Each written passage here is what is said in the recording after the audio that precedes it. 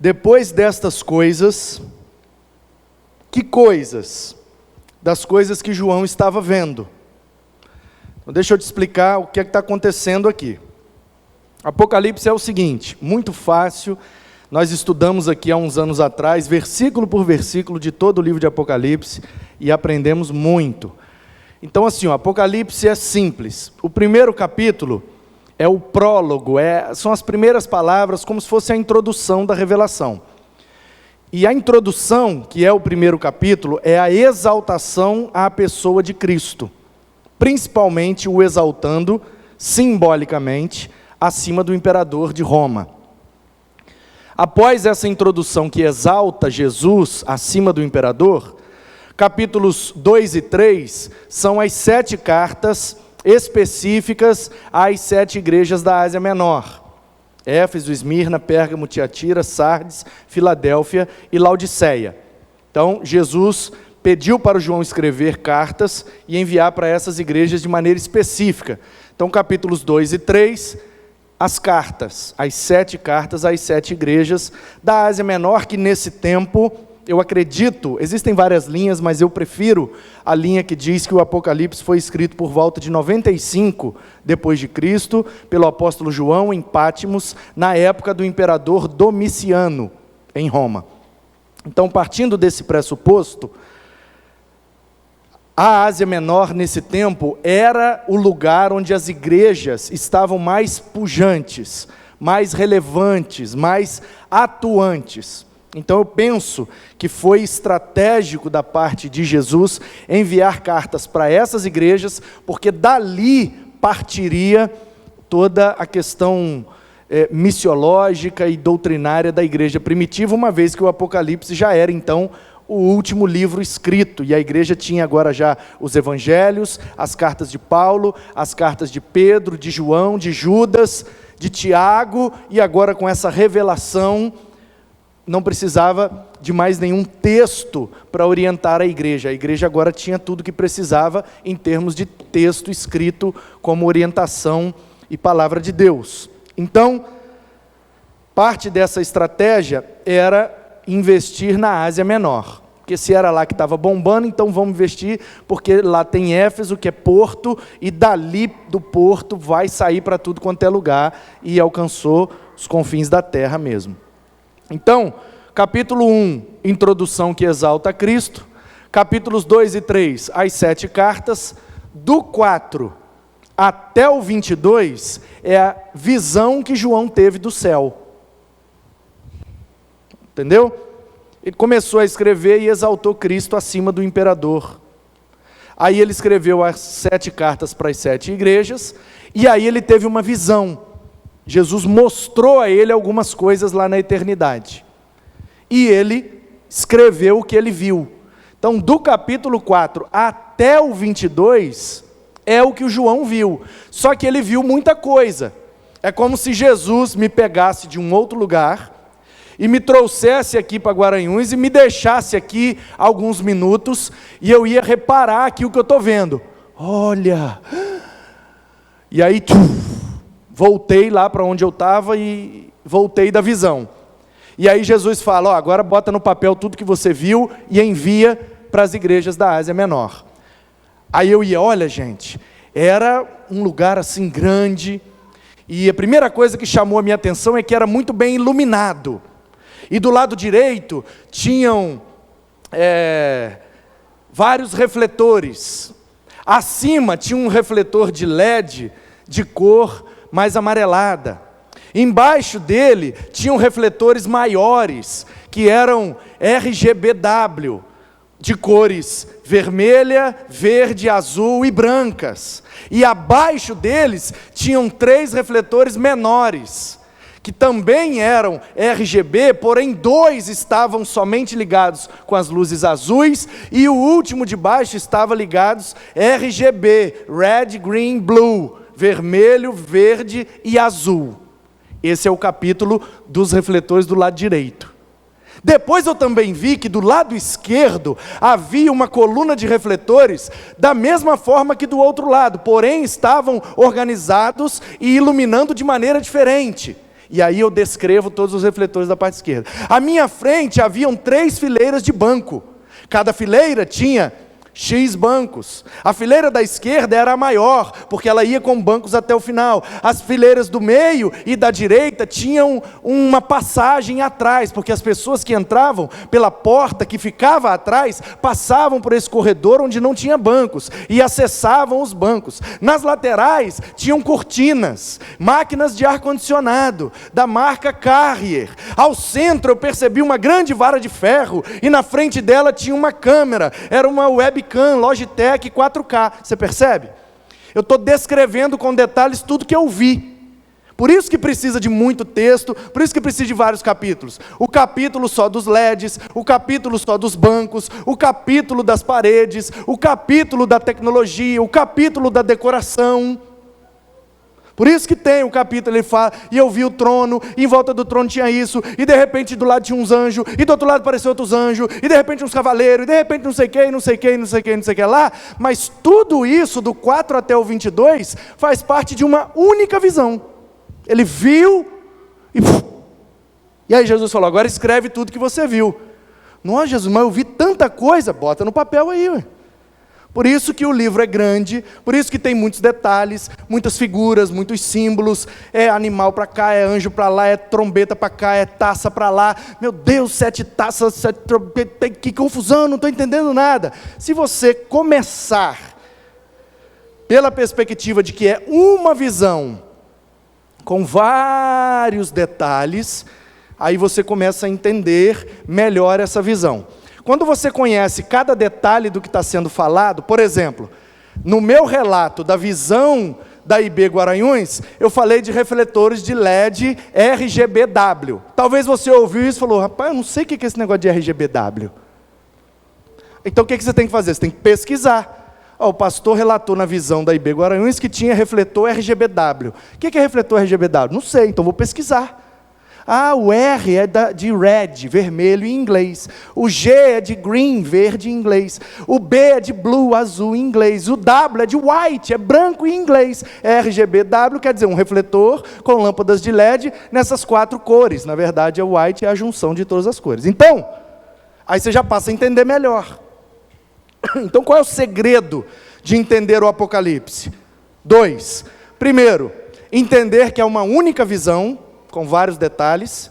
2, compreender o significado de todos os elementos. Qual é o significado de cavalo numa profecia? Força. Qual é o significado de anjo numa profecia? Aquele que leva a mensagem, o mensageiro. Qual é o significado de taça numa profecia? Sofrimento. Qual é o significado, deu para entender? Então, quando você compreende a simbologia envolvida e compreende que é uma visão escrita de maneira simbólica, existem outras maneiras de ler o Apocalipse. Literal, preterista, futurista, mas eu prefiro a maneira simbólica, onde você pega os elementos dessa profecia e vai interpretando através da simbologia, crendo que o João escreveu dessa forma, porque ele estava preso na ilha de Patmos. Então assim, a gente pode ter qualquer leitura, é um direito nosso. Eu posso ter a leitura preterista, que joga esses eventos para o passado. Eu posso ter uma leitura futurista, que joga todos os eventos para o futuro. Posso ter uma leitura histórica, que pega os elementos e os identifica no decorrer da história da humanidade, e posso ter a leitura simbólica. O que eu não posso é ser incoerente na minha leitura. Um texto eu interpreto preterista, aí um outro texto eu interpreto futurista, aí um outro texto eu sou simbólico, um outro texto eu sou histórico, aí eu misturo, aí é uma interpretação de conveniência. Quando me convém, o Apocalipse fala do passado. Quando me convém, o Apocalipse fala do futuro. Quando me convém, o Apocalipse é simbólico. Então, isso eu acho uma leitura incoerente, essa colcha de retalhos. Então eu prefiro localizá-lo em 95 com Domiciano, prefiro lê-lo e interpretá-lo de maneira simbólica, e aí isso vai me mostrando que, e aí essa é a razão, Porque a pergunta é essa: por que é que o João escreveu o 666 e não escreveu o imperador? Porque na simbologia, 6 é o número do homem. Só um exemplo. Porque o homem foi criado no 6º dia, diz o Gênesis. Então o 6 é o símbolo da humanidade, no sentido de que o ser humano é pecador. Então o 6, na numerologia e simbologia judaica, representa o número do pecado, a natureza pecaminosa, que foi no dia que Deus criou o homem, o 6º dia. E quando ele repete uma afirmação 3 vezes, é para dar ênfase e veracidade. É como a gente diz assim, eu juro que é verdade. A gente tem a nossa maneira de dizer assim, agora o assunto é sério. Então, os judeus, quando eles queriam dar veracidade, seriedade à informação, eles repetiam 2 vezes a expressão, em verdade, em verdade. Te digo que, vos digo que e tal. Quando eles queriam dar ênfase à importância daquela informação e queriam superlativizar, o que é o superlativo na língua? O Jares, acho que foi tomar água, mas ele poderia explicar melhor do que eu. Mas superlativizar é você levar algo ao máximo que ele pode ser.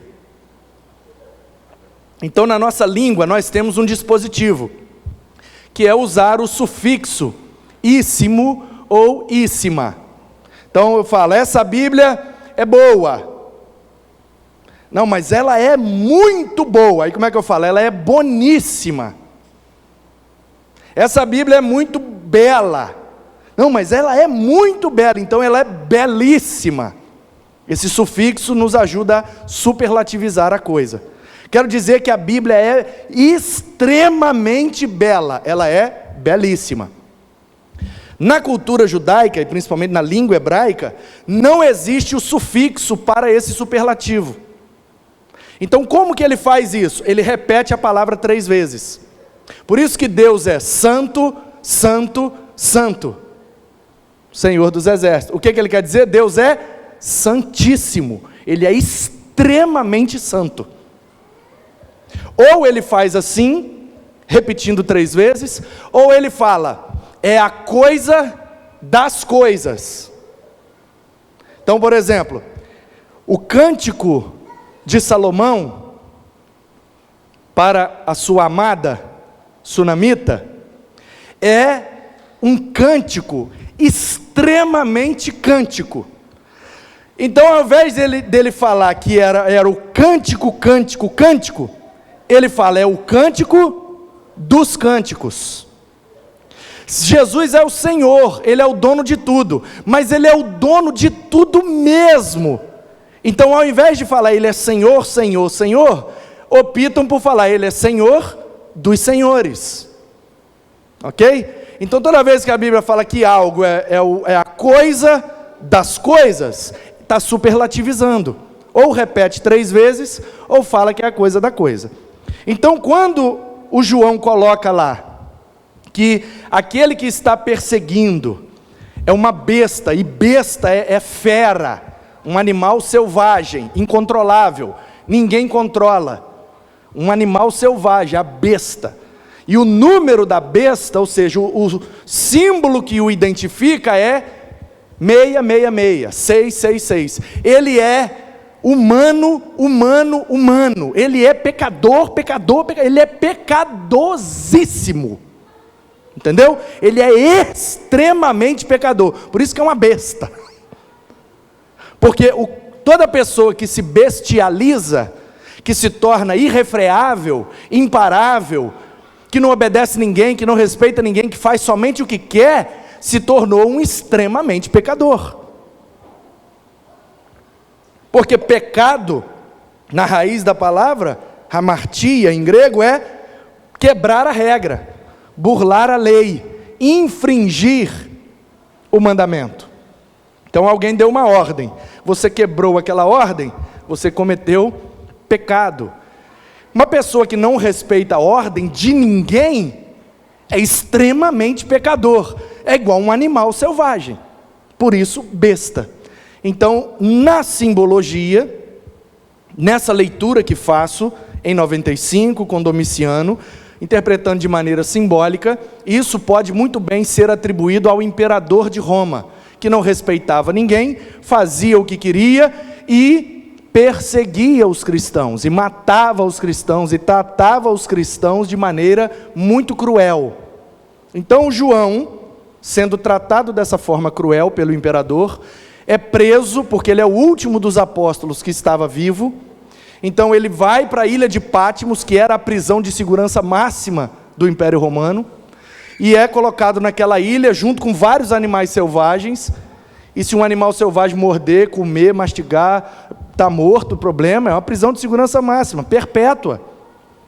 Ou o cara ia para o Coliseu, morrer lá com os leões em Roma, ou o cara ia para essa ilha mofar e ficar morto lá, e ela era vigiada por soldados romanos. Então qual é a estratégia? Qual é a explicação dessa leitura simbólica? O João teve uma visão, Jesus mandou ele escrever essa visão e mandar para as igrejas, e aí o João quer falar algumas coisas para encorajar aquela igreja, que estava sendo extremamente perseguida. E ele não podia falar de maneira clara, porque ele precisava que esse texto, essa carta escrita, chegasse nas igrejas. Então imagina comigo, é uma prisão perpétua, de segurança máxima, para os criminosos mais perigosos do Império Romano. Ele era considerado extremamente perigoso, porque ele era o líder do maior grupo de pessoas que diziam que o imperador não era o Senhor, era um tal de Jesus. Então eles estão boicotando a soberania do imperador, e esse cara é o maior líder deles. Então vamos pegar o líder, que eles serão desbaratinados. O que o imperador não sabia é que o maior líder dos cristãos é o próprio Cristo. E ainda que os líderes sejam desbaratinados, o povo continua rompendo, unido e fazendo o que tem que fazer. Por quê? Porque a igreja não depende de um líder humano, depende de um líder que é divino, que é o cabeça, o nosso Senhor e Salvador Jesus Cristo. Então, pegaram João como um criminoso terrível, cara péssimo, que está pervertendo a mentalidade das pessoas contra o imperador. Então leva ele para a ilha de Patmos, ele vai ficar preso lá até morrer, e beleza, está resolvido o problema. Aí Jesus fala: João, aproveitar que você está aqui, que agora você está com tempo de sobra, porque quando você estava lá em Éfeso, a igreja de Éfeso era muito grande, te dava muito trabalho, então, agora que você está com tempo de sobra, deixa eu te mostrar umas coisas aqui. Aí o João: ô Jesus, mostrar o quê? Espera aí que você vai ver, ó. E aí ele, Jesus, que coisa linda que eu vi. Então agora você escreve aí tudo que você viu, e dá um jeito desse texto chegar nas igrejas. Senhor, mas como é que esse texto vai chegar lá? Bom, escreve com simbologias. Tem alguns símbolos que só os cristãos entendem. Você quer ver um exemplo?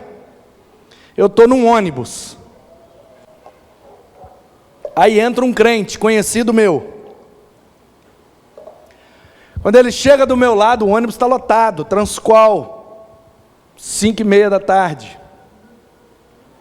Aí o cara chega do meu lado, eu falo: e aí, varão?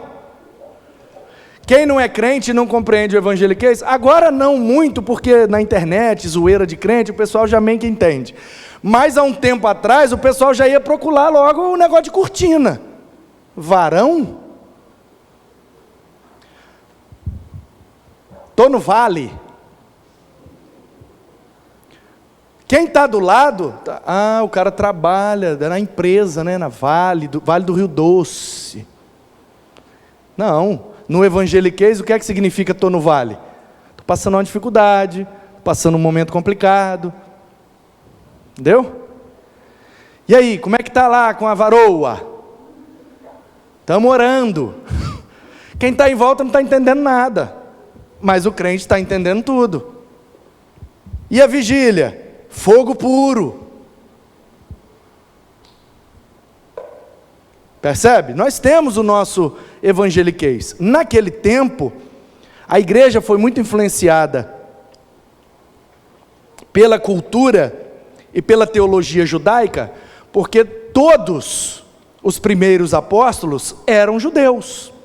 Então eles importaram a simbologia judaica para dentro do cristianismo primitivo, e os cristãos então eram ensinados de acordo com aquela simbologia. Só que os gregos e os romanos não entendiam nada dessa simbologia. Então, já que a carta está sendo escrita numa ilha que pertence a gregos, e vai ser enviada, e está no território grego, mas pertence ao Império Romano, né? Porque tudo pertencia. Mas vai ser enviada para uma região, Ásia Menor, onde principalmente se fala grego. Então a carta, o texto, essas 7 cartas, para essas 7 igrejas, foi escrito em grego, com a simbologia judaica. Então, quando um grego pegava para ler, um dragão com 10 cabeças, um monte de chifre, que é isso, gente? Ah, esse velho está doido. É aquele velho que escreveu, João já tem aqui por volta dos seus 90 anos, pelo menos, 80 no mínimo. Ele era talvez o mais novo como discípulo, por isso talvez viveu mais, mas quando Jesus começou o ministério e ele começou a andar com Jesus, ele tinha no mínimo 12, porque ele não podia ser criança, então ele já era pelo menos acima de 12, e aí, nós estamos aqui, 95, né? Jesus começou com 30 anos, vamos supor que ele era bem novinho, exagerando muito, ele tinha 12 anos, no mínimo, mas eu creio que tinha lá para os seus 17, 19, no mínimo também, mas ok, só para você ter uma ideia. Jesus tinha 30 quando começou o ministério.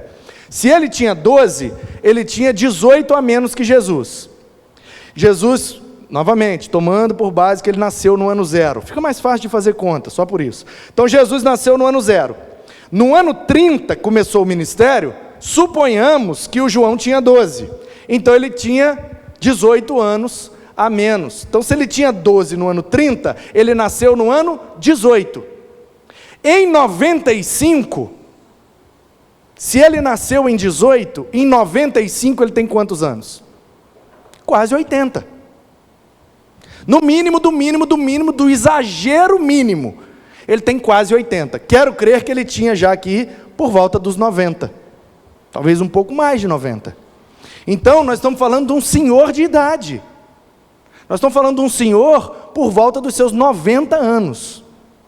E aí, um senhor de idade, cabelo branco, grande, barba branca, grande, porque está jogado numa ilha, não tem cabeleireiro, não tem shampoo, não tem ducha, não tem sabonete. Ele está sem tomar banho numa ilha, cercado por um mar, cheio de bicho, meio do mato. Ilha, gente, ilha. Soldados vigiando em turnos.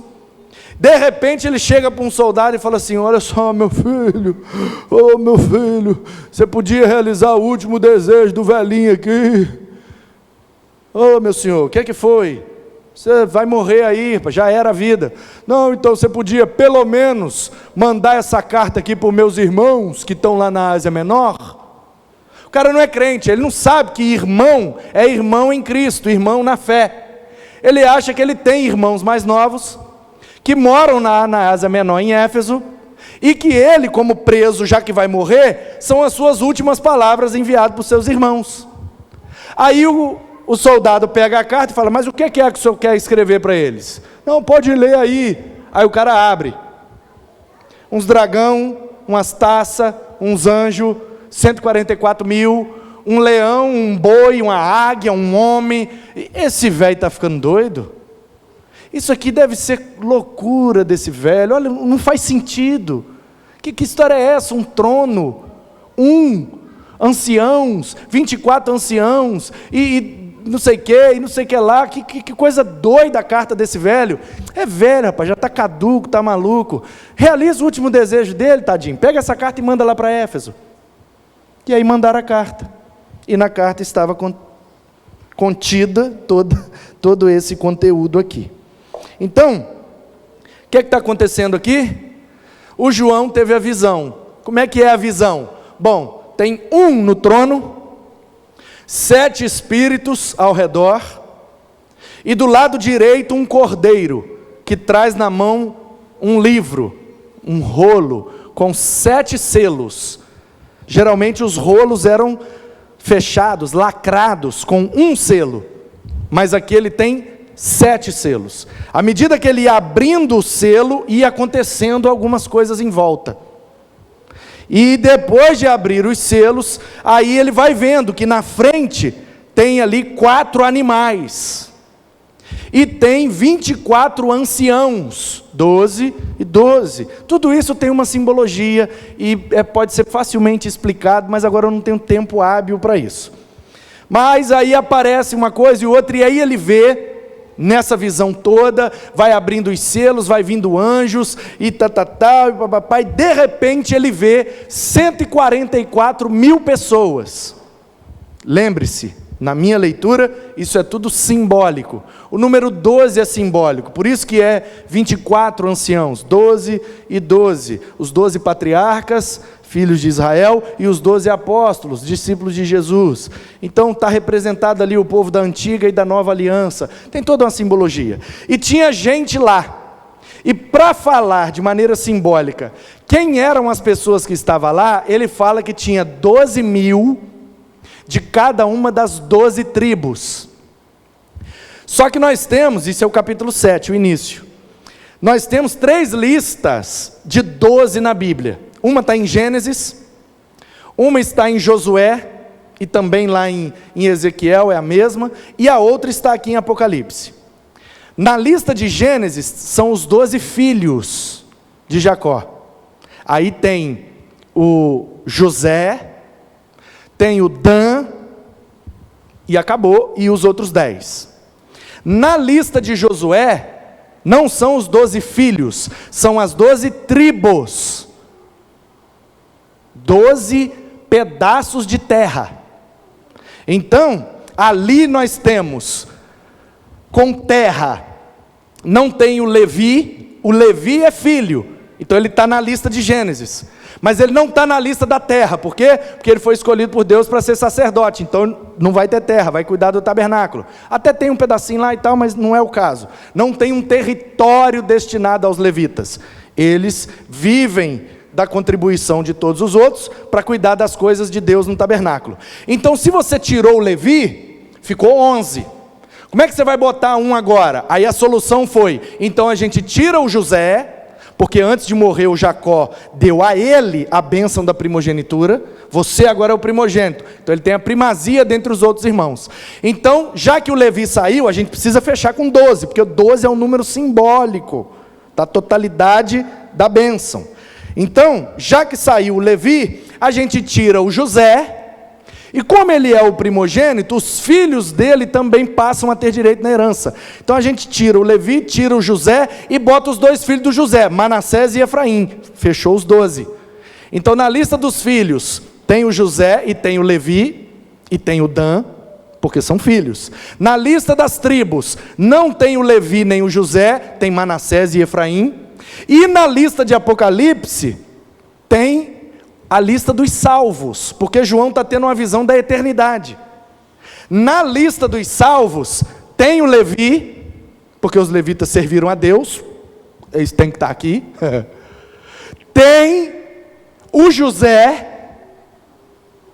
tem o Manassés. Opa, então ficou 13. Não tem o Dan. Na lista dos 144 mil, não tem a tribo de Dan. O Manassés, que significa arrependimento, entrou no lugar do Dan. O que será que o livro está querendo revelar? O que aconteceu com a tribo de Dan? Se você for ler lá a história, no livro dos Juízes, e também dos Reis e das Crônicas, você vai ver que Dan ocupou um território lá em Canaã, que pertencia aos filisteus. E os filisteus eram muito grandes, muito cruéis, muito guerreiros, e eles, vira e mexe, atacavam para tentar tomar a terra de volta. A tribo de Dan, com medo de serem mortos pelos filisteus, desistiram da porção de terra e foram habitar no norte, e deixou a terra para os filisteus. Aí me parece que o livro está dizendo assim, ó, aquele que abre mão do que Deus prometeu, no final perde até a eternidade. Já que é simbólico, pode ser esse o símbolo. É só uma possibilidade para fazer sua mente ser um pouco mais aguçada. Então veja bem, olha que coisa interessante.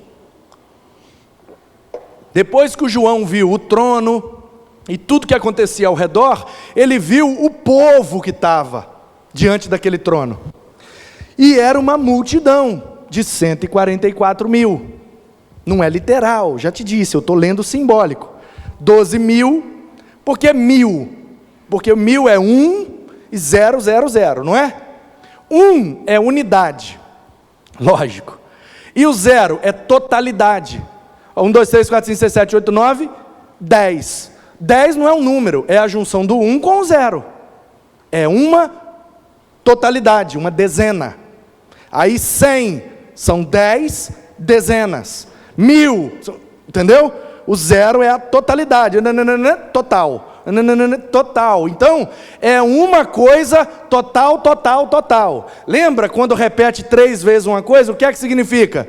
Que é a coisa extremamente total, totalíssima. É o superlativo do total. Por isso que lá no capítulo 20, Jesus vai reinar por 1000 anos. 1,000. Um tempo extremamente total. É um tempo que já está definido. Nem mais e nem menos. É esse tempo. Então,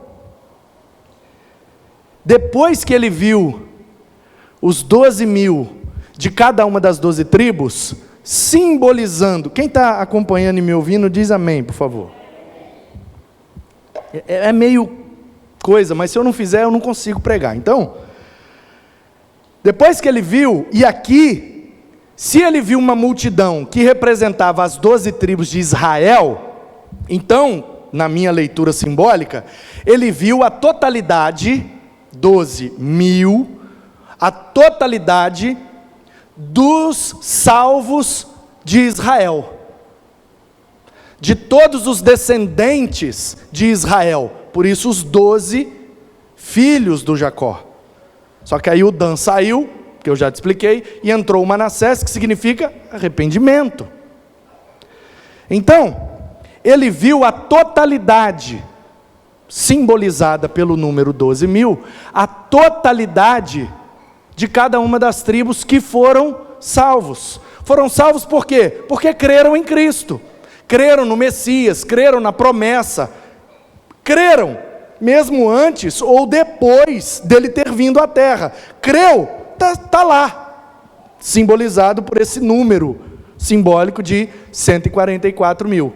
Mas no céu, só tem judeu salvo? No céu só tem israelita salvo? E os outros povos? De outras raças, outras tribos, outras línguas e outras nações? Que sou eu e você, meu irmão. Alguém aqui é judeu? Se você não é judeu, então você é gentio. Na Bíblia só tem esses dois tipos de gente: judeu e gentio. Quem são os gentios? Gregos, romanos, descendentes da Europa, da África ou de qualquer outro lugar. Não é descendente de um judeu, nem de Judá, nem de Benjamim, ou de nenhum desses outros 10, que há muito tempo já nem existe mais. Você não é judeu. Se você não é judeu, então você é de um outro tipo de gente, que João viu que também tinha lá. Então essa é a boa notícia. Existe um lugar na eternidade para aqueles que não são descendentes dos judeus. Então, já que eu não sou, eu preciso saber disso. Porque se o João só viu gente de Israel, lascou para mim, eu não sou de Israel, não sou descendente do Jacó. E aí ele diz, depois destas coisas, versículo 9, do capítulo 7. Depois destas coisas, que coisas? De tudo isso que eu já te falei. Ele viu o trono, ele viu o que estava em volta, ele viu uma multidão diante do trono, formada dos descendentes dos judeus, e depois disso ele viu uma grande multidão que ninguém podia contar. Isso aqui para mim é maravilhoso. Dos judeus é 12 mil de cada tribo. Dos outros povos não tinha nem como contar. todas as nações, tribos, povos e línguas, e estavam em pé diante do trono e diante do Cordeiro, vestidos de vestes brancas, com ramos de palmeira nas mãos, e clamavam com voz forte, dizendo: ao nosso Deus, que está sentado no trono, e ao Cordeiro pertence a salvação. Então o louvor já sabe aí, ó. Depois da mensagem, vamos terminar com: ao que está sentado no trono e ao Cordeiro pelos séculos dos séculos. Todos os anjos estavam em pé, rodeando o trono, os anciãos e os 4 seres viventes, e diante do trono se prostraram sobre o seu rosto e adoraram a Deus, dizendo: amém, o louvor, a glória, a sabedoria, as ações de graças, a honra, o poder e a força sejam dadas ao nosso Deus, para todo sempre, amém. Um dos anciãos tomou a palavra e me perguntou: quem são e de onde vieram esses que estão vestidos de branco? Respondi: o Senhor sabe. Então ele me disse: esses são os que vêm da grande tribulação, lavaram suas vestes e as alvejaram no sangue do Cordeiro. Por isso estão diante do trono de Deus e o adoram de dia e de noite no seu santuário. E aquele que está sentado no trono estenderá sobre eles o seu tabernáculo. Jamais terão fome, nunca mais terão sede, não cairá sobre eles o sol nem qualquer outro calor, pois o Cordeiro que está no meio do trono os apacentará e os guiará para as fontes das águas da vida, e Deus lhe enxugará dos olhos toda lágrima. Que é que eu entendo que o João está vendo aqui? João está vendo nós. João está vendo todo gentio que foi salvo por crer em Cristo. Ele está vendo gente de toda raça, toda tribo, toda língua e toda nação. Ele está vendo brasileiro, ele está vendo africano, ele está vendo mexicano, ele está vendo da Honduras, ele está vendo da Austrália, ele está vendo os aborígenes, ele está vendo índio, está vendo pataxó, está vendo tudo quanto é índio, tudo quanto é tribo, tudo quanto é língua, tudo quanto é cor de pele, gente alta, gente baixa, gente magra, gente escura, gente mais clara, de tudo quanto é cor, de tudo quanto é tipo de cabelo, gente que nem tem cabelo, e está todo mundo lá juntos, usando roupa branca, e é uma multidão incontável, e eles adoram a Deus, e farão isso por toda a eternidade, e não terão mais necessidade de coisa alguma, e isso é eterno. Amém. O que eu quero dizer? E aí eu termino. Esse mês nós estamos aprendendo sobre os instrumentos de Deus, e que devemos cuidar dos instrumentos de Deus. E estamos aprendendo que, na verdade, quem mais cuida dos instrumentos é o dono deles. O dono do instrumento, geralmente, é o maior preocupado em cuidar de um instrumento. Então, quem é o nosso dono? Aquele que nos criou e nos fez instrumentos da sua glória e para a sua glória. Portanto, Deus quer cuidar de nós como seus instrumentos, porque Ele não nos fez instrumentos que acabam. Nós não fomos criados para adorar a Deus por um tempo.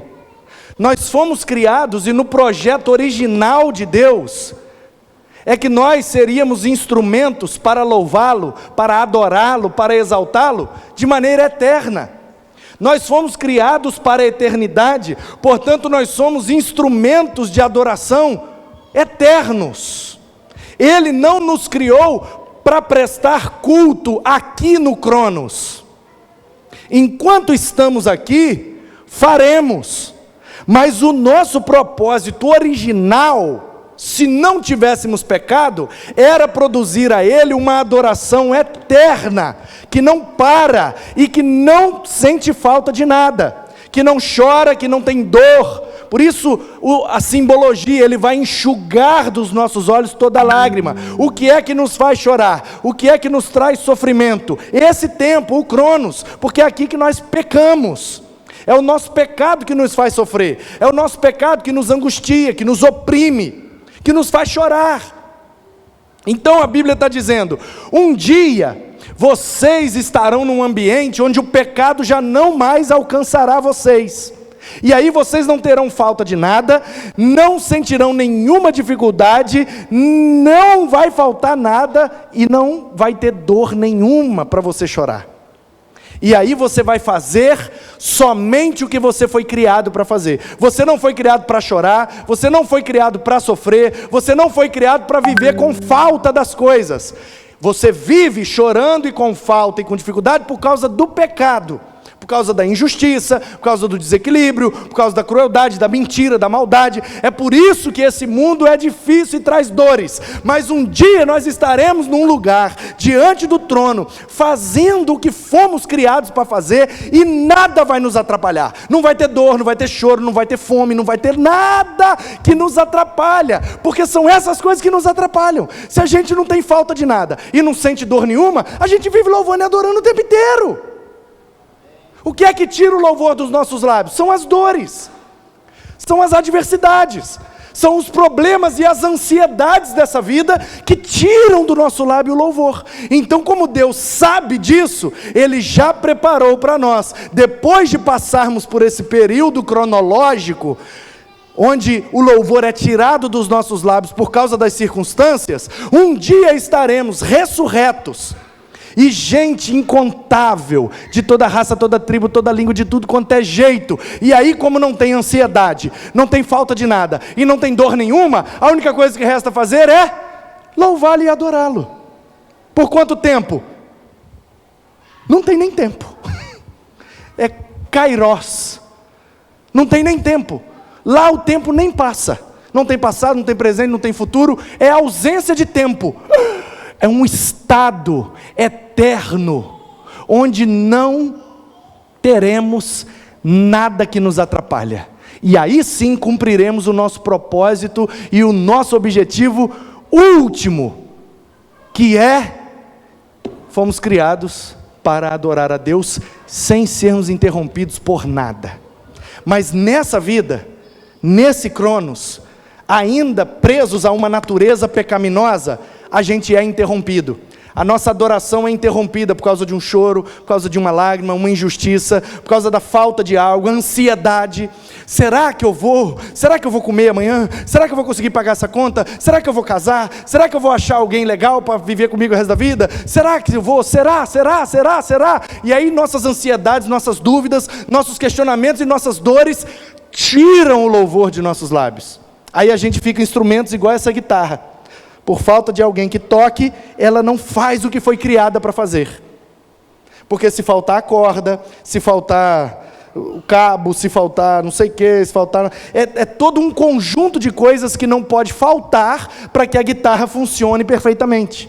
Então, da mesma forma, Deus, sabendo como nós somos e como nós funcionamos, porque foi Ele que nos criou, então Ele preparou para nós. Apesar do nosso pecado, Ele de antemão, antes da fundação do mundo, preparou para nós um ambiente onde nada iria interromper a nossa adoração. E isso acontecerá na eternidade. E quando estivermos lá, o adoraremos e seremos seus instrumentos eternos. Por isso, creia em Jesus. Por isso, fique firme em Jesus. Porque aquele, disse a profecia, que perseverar até o fim, receberá a coroa da vida. Poderá adorar ao Senhor por toda a eternidade, sem nada que atrapalhe. Por isso vale a pena ser instrumento de Deus aqui, para que sejamos também aonde vai ser de verdade. Que assim seja nas nossas vidas, para a glória de Deus, em nome de Jesus. Amém.